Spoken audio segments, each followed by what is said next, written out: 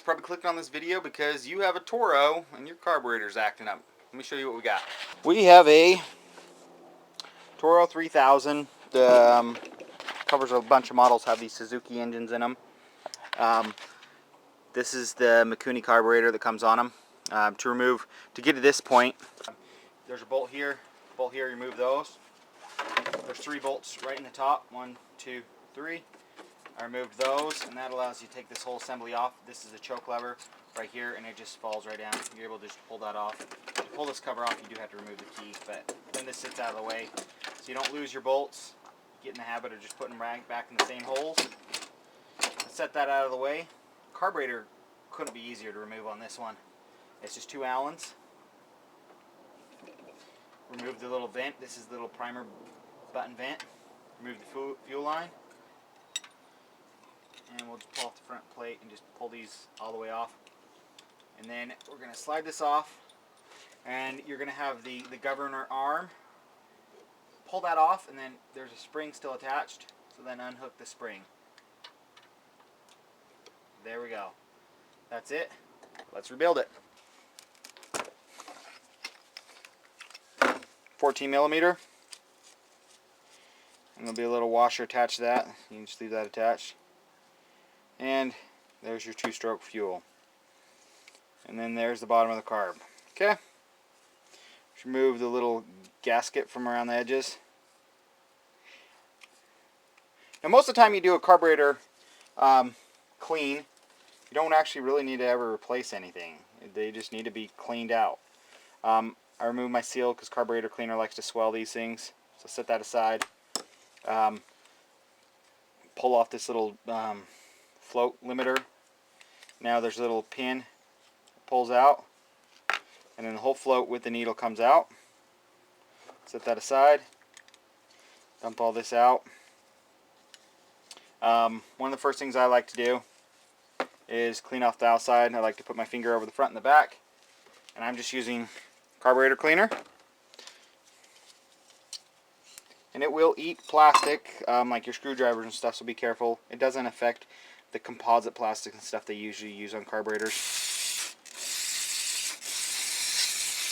This one's actually running good. My problem is that the needle seat's leaking, so it's flooding. That's a pretty common problem with these, and these are one of the reasons I'm showing this rebuild is because it's kind of a pain in the butt with this Mikuni carburetor. But I'll go over the rest of the steps. Let's remove the main jet right in here. And to remove the main jets, they're actually pretty soft. They're made out of brass. What you want to do is use the widest screwdriver possible, and preferably a straight screwdriver. You notice how this one kind of tapers up, so this one might barely lock in there. It's side to side, but it's not as wide as it possibly could be. The best scenario is you actually use screwdriver bits. Usually they have a very straight side. They barely fit down in there. I can get an even wider one than that. Let's get as wide as possible. There we go. This one is the full width. That whole thing barely fits down in there. Let's see which way everything's located. Then I'll just get a 1/4-inch screwdriver on it. And they do sell special screwdrivers. There we go. They do sell special screwdrivers just for this. And this is essentially all they are, is they're just a straight shaft screwdriver. So now I've got that loosened up. Pull it out. These strip out really easy. Once you start stripping them, you're kind of screwed. So the entire jet and emulsion tube pulled out at once. The jet's actually touched the very bottom. You can take the jet off, but there's really no need. But you'll have to cramp, if yours comes out separately, it's just screwed into here. You can actually, without trying to damage it, see if I can get this off for you.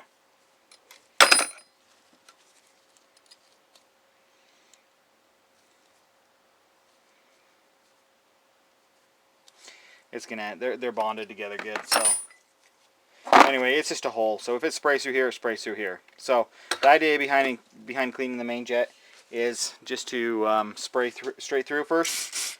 I got a nice stream, and then to plug it up, and then watch all these side holes.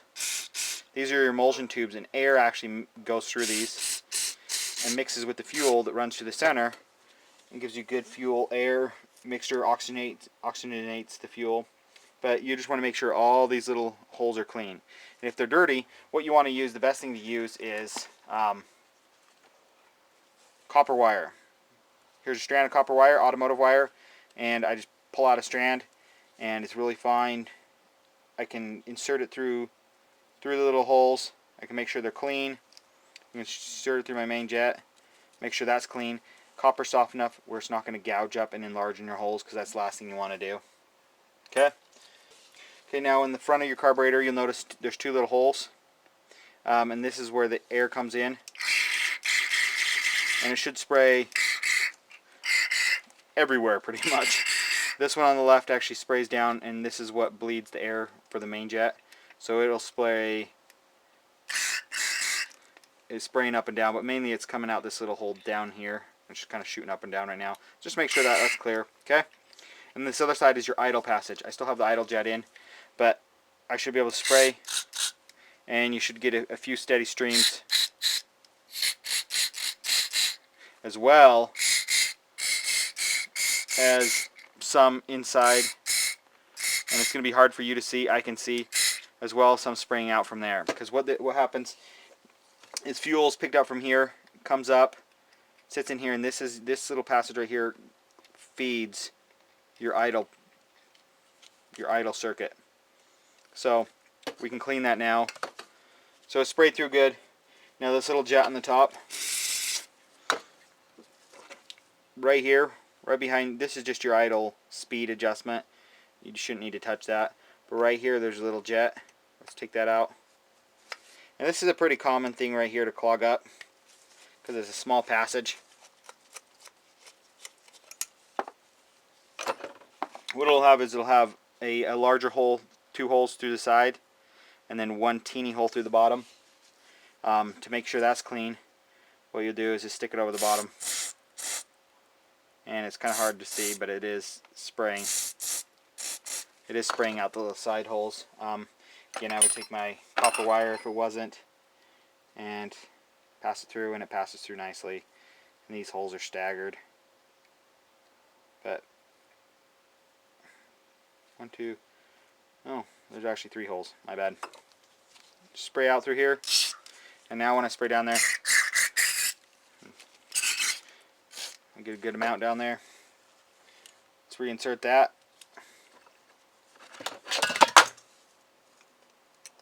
So that leads down, the bottom side leads down to here. The front side comes from here and pulls the air. So the air and the fuel mix right there, come back, and then this needle right here limits the amount that actually goes in, and it has a limiter cap on it. You can pull the limiter caps off. You can nip the little things off. You can heat them up, they pry off. But if they're spraying, I usually just leave them. Really no need to. Now if you're getting good spray through them, you're fine. So now I'll spray those back through there and make sure. See, I'm getting great spray out of the tip of that, where that needle comes out. So that's nice and clear. But if you weren't getting good spray out of the little hole where the needle comes out, you can pry off this little plastic cap. You can nip it off, whatever. Count the number of screws in, count the number of screws out, so you get it to the same spot. But my idle passage is clear now. My main passage is clear now. Let me reinstall the main jet. Now here's the thing that'll get you, is replacing the needle in the seat. The seat is a little rubber seat, and what it does, I have an old one right here. This is the way the seat sits in there. The problem is it has a lip on it. Bam. So you can't pull that out. You know, Tecumseh, stuff like that, Briggs & Stratton, you're allowed to just pull it right out, and you're just fine. I wish they did a metal seat and did a rubber tip needle or something, save you a lot of hassle, because this little thing is expensive. It's it's gonna run you almost 30 bucks for this stupid little thing. So let me show you how to remove it. You need an 8/32 standard thread bolt.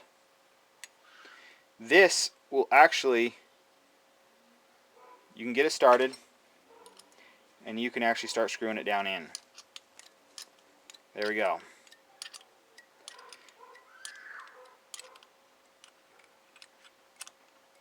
Just screw down in.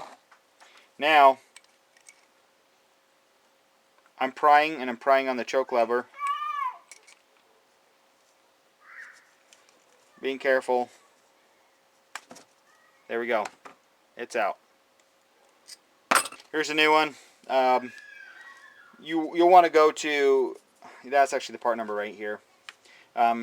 Suzuki has it. The problem is it's a Mikuni carburetor. Mikuni won't sell it to you direct.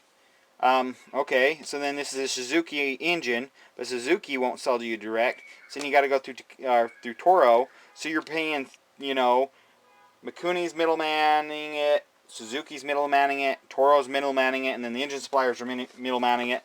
So this stupid little part is outrageously expensive. But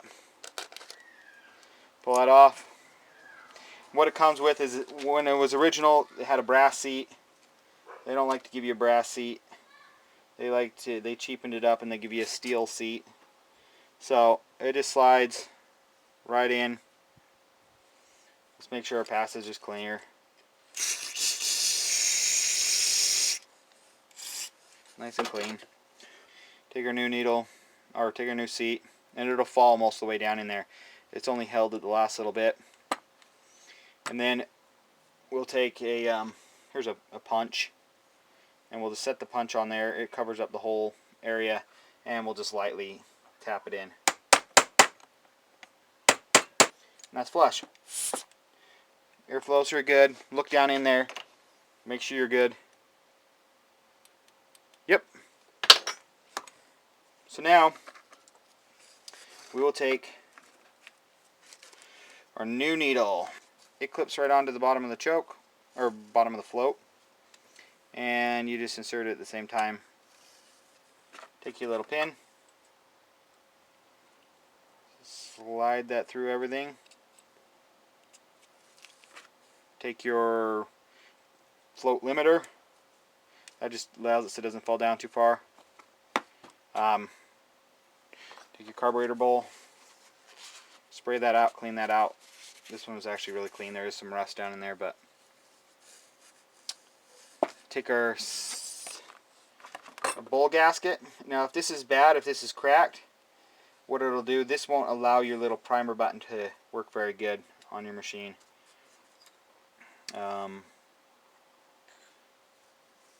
Set that back on.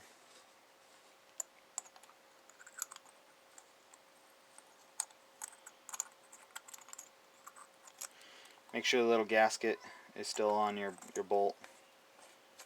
The way to figure out whether or not your float is actually going to leak now is, right now the float is sitting the weight of the float. So if I put my mouth on here and blow, or put a fuel line or something, so if you don't want to put your mouth directly on there, and blow, it shouldn't allow any air, even a little teeniest hiss, and it's going to leak. Then tip it up, and now it should blow nice and easy. Tip it back, the float falls up, stops it.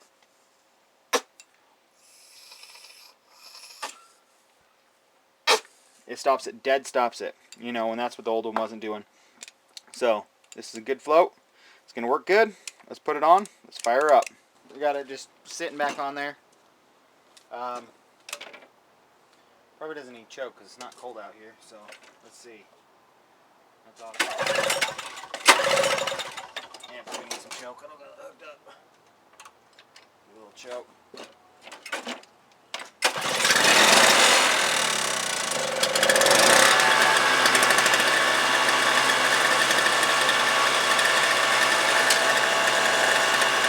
There you go. Runs like new. If you have any questions, leave them below. I'll do my best to answer. This same carburetor setup is on a lot of Toro lawnmowers and stuff, so virtually the same thing. See you guys soon. You know, comment, subscribe, rate, whatever. Thanks, guys.